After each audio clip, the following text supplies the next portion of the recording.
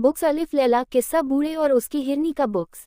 वृद्ध बोला, हे दैत्यराज, अब ध्यान देकर मेरा वृतांत सुने। ये हिरनी मेरे चचा की बेटी और मेरी पत्नी है। जब यह 12 वर्ष की थी तो इसके साथ मेरा विवाह हुआ। यह अत्यंत पतिव्रता थी और मेरे प्रत्येक आदेश का पालन करती थी। किंतु जब विवाह को 30 वर्ष हो गए और इससे कोई संतान नहीं हुई तो मैंने एक दासी मोल ले ली, क्योंकि मुझे संतान की अति तीव्र अभिलाषा थी। कुछ समय बाद दासी से एक पुत्र का जन्म हुआ। बच्चा पैदा होने पर मेरी पत्नी उस बच्चे और उसकी माता से अत्यंत द्वेष रखने लगी। मुझे इस बात का अति खेद है कि मुझे अपनी पत्नी के विद्वेष का हाल बहुत दिन बाद मालूम हुआ। संयोगवश मुझे एक अन्य देश को जाना पड़ा। मैंने अपनी पत्नी से जोर देकर कहा कि मेरे पीछे इन दोनों की अच्छी तरह देखभाल करना और इनके आराम तकलीफ का ख्याल करना। भगवान चाहेगा तो मैं 1 वर्ष में लौट आऊंगा। मेरी स्त्री ने मेरे जाने के बाद उन दोनों से दुश्मनी रखना शुरू कर दिया। वह जादू टोना भी सीखने लगी थी। मेरे जाने के बाद उस दुष्ट ने अपने जादू से मेरे बच्चे को बछड़ा बना दिया और उसे मेरे नौकर ग्वाले की सुपुर्द कर दिया कि अपने घर ले जाकर इसे खिला पिलाकर मोटा ताज़ा कर दे। इसी प्रकार उसने मेरी दासी को जादू के जोर से गाय बना दिया और उसे भी ग्वाले के घर भेज दिया। विदेश से वापस आकर मैंने अपनी पत्नी से अपने पुत्र और उसकी माँ के बारे में पूछा। उसने कहा कि तुम्हारी दासी तो मर गई है और तुम्हारे पुत्र को मैंने 2 महीने से नहीं देखा, मालूम नहीं वह कहाँ चला गया।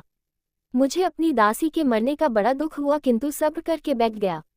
किंतु मुझे आशा थी कि कभी न कभी पुत्र से मेरी भेंट हो जाएगी। 8 महीने बाद ईद का त्योहार आया।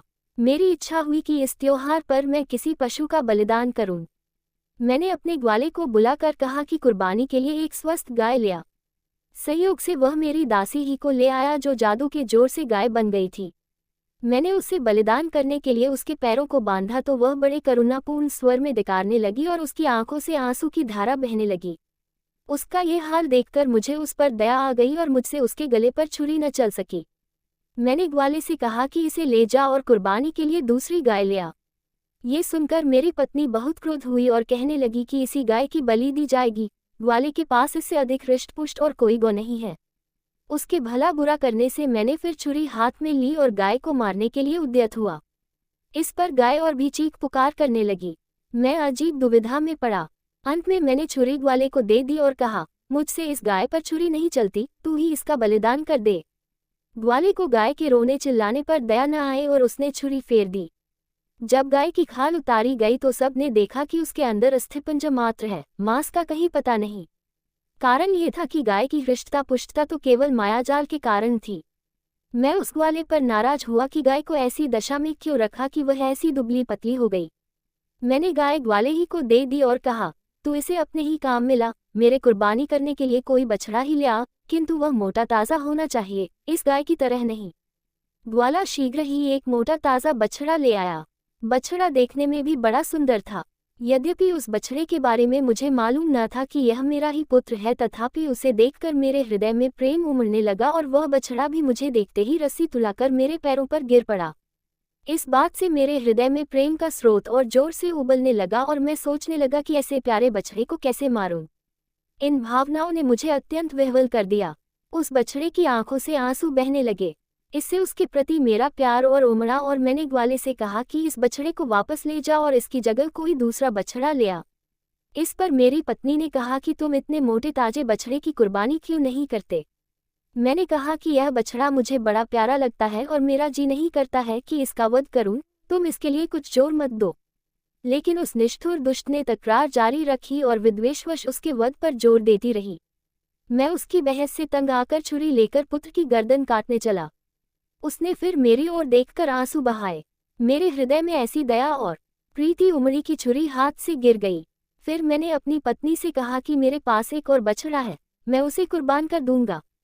वह दुष्टमना फिर भी उसी बछड़े को मारने पर जोर देती रही, किंतु इस बार मैंने उसके बकने झकने की परवाह नहीं की और बछड़े को वापस कर दिया। हाँ, पत्नी के हृदय को सांत्वना देने के लिए कह दिया कि बकरीद के दिन इसी बछड़े की बलि दूंगा। ग्वाला बछड़े को अपने घर ले गया, लेकिन दूसरे दिन तड़के ही मुझसे एकांत में कहा कि मैं आपसे कुछ कहना चाहता हूँ और मुझे आशा है कि आप मेरी बात सुनकर प्रसन्न होंगे। मेरी बेटी जादू टोने में प्रवीण है। कल जब मैं उस बछड़े को वापस लेकर गया तो वह उसे देखकर हंसी भी और रोई भी। मैंने इस विचित्र बात का कारण पूछा तो बोली कि अब्बा, जिस बछड़े को तुम लौटा कर जिंदा लाए हो वह हमारे मालिक का बेटा है, इसलिए मैं इसे जीता जागता देखकर प्रसन्न हुई। रोई इसलिए कि इसके पहले इसकी माँ की कुर्बानी दे दी गई थी। हमारे स्वामी की पत्नी ने सौतिया दाह के कारण इन माता पुत्र को जादू के जोर से गाय और बछड़ा बना दिया था। मैंने जो अपनी बेटी के मुंह से सुना, जैसा का तैसा आपको बता दिया। हे दैत्यराज, अब आप सोचिए कि यह वृतांत सुनकर मेरे हृदय में कितना शोक और संताप उठा होगा।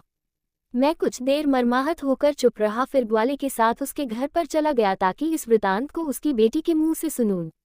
सबसे पहले मैं उसकी पशुशाला में गया ताकि अपने बछड़ा बने हुए पुत्र को देखूं। मैं उस पर हाथ फेरूं इसके पहले ही वह मेरे पास आकर इतना लाड करने लगा कि मुझे विश्वास हो गया कि यह मेरा पुत्र ही है। मैंने लड़की के पास जाकर ग्वाले के मुंह से सुना हुआ हाल दोबारा सुना और लड़की से कहा कि क्या तुम इस बछड़े को फिर से मनुष्य का रूप दे सकती हो? उसने कहा, निश्चय ही मैं उसे दोबारा मनुष्य बना सकती हूँ। मैंने कहा, अगर तुम ऐसा कर दो तो मैं तुम्हें अपनी सारी धन संपदा दे दूंगा। लड़की ने मुस्कुरा कर कहा कि हम लोग आपके सेवक हैं, आप हमारे मालिक हैं, आपकी आज्ञा शिरोधार्य है, किंतु बछड़े को मनुष्य रूप में 2 शर्तों पर दूंगी। एक तो ये कि उसके मनुष्य बन जाने पर आप उसका विवाह मेरे साथ कर दें, और दूसरा ये कि जिसने इसे मनुष्य से पशु बनाया है उसे भी थोड़ा दंड दिया जाए। मैंने उत्तर दिया, मुझे तुम्हारी पहली शर्त बिल्कुल मंजूर है। मैं तुम्हारा विवाह उसके साथ कर दूंगा और तुम दोनों को इतना धन धान्य दूंगा कि जीवन पर्यंत तुम्हें किसी चीज की कमी नहीं रहेगी। दूसरी शर्त में निर्णय मैं तुम्हारे ही हाथ छोड़ता हूँ। तुम जो भी दंड उसके लिए उचित समझोगी वही दंड मेरी पत्नी को दिया जाएगा। हाँ, यह जरूर कहूंगा कि यद्यपि वह दुष्ट दंडनीय है किंतु उसे प्राणदंड न दे देना। लड़की ने कहा कि जैसा उसने आपके पुत्र के साथ किया है वैसा ही मैं उसके साथ करूंगी।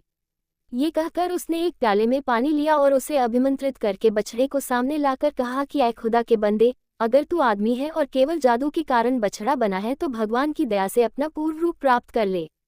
ये कहकर उसने अभिमंत्रित जल उस पर छिड़का और वह तुरंत ही मनुष्य रूप में आ गया। मैंने प्रीतिपूर्वक उसे छाती से लगाया और गदगद स्वर में उससे कहा कि इस लड़की के कारण ही तुमने फिर से मानव देह पाई है, तुम इसका एहसान चुकाओ और इसके साथ विवाह कर लो। पुत्र ने सहर्ष मेरी बात मानी। लड़की ने इसी प्रकार जल को अभिमंत्रित करके मेरी पत्नी को हिरनी का रूप दे दिया। मेरे पुत्र ने उस कन्या के साथ विवाह किया किंतु दुर्भाग्यवश वह थोड़े ही समय के बाद मर गई। मेरे पुत्र को इतना दुख हुआ कि वह देश छोड़कर कहीं चला गया। बहुत दिनों तक मुझे उसका कोई समाचार नहीं मिला, अतएव मैं उसे ढूंढने निकला हूँ। मुझे किसी पर इतना भरोसा नहीं था कि अपनी हिरनी बनी हुई पत्नी को उसके पास छोड़ता, इसलिए मैं उसे अपने साथ लिए हुए देश देश अपने पुत्र की खोज में घूमता हूँ। यही मेरी और इस हिरनी की कहानी है। अब आप स्वयं निर्णय कर ले कि यह घटना विचित्र है या नहीं। दैत्य ने कहा, निसंदेह विचित्र है। मैंने व्यापारी के अपराध का 1/3 हिस्सा माफ कर दिया। फिर शहरजाद ने शहरयार से निवेदन किया कि जब पहला वृद्ध मनुष्य अपनी कहानी कह चुका तो दूसरे बूढ़े ने, जो अपने साथ 2 काले कुत्ते लिए था, दैत्य से कहा कि मैं भी अपना और इन दोनों कुत्तों का इतिहास आपके सम्मुख रखता हूँ। यदि यह पहली कहानी से भी अच्छा हो तो आशा करता हूँ कि उसे सुनने के बाद व्यापारी के अपराध का 1/3 भाग और क्षमा कर दिया जाएगा। दैत्य ने कहा कि अगर तुम्हारी कहानी पहली कहानी से अधिक विचित्र हुई तो मैं तुम्हारी बात जरूर मानूंगा।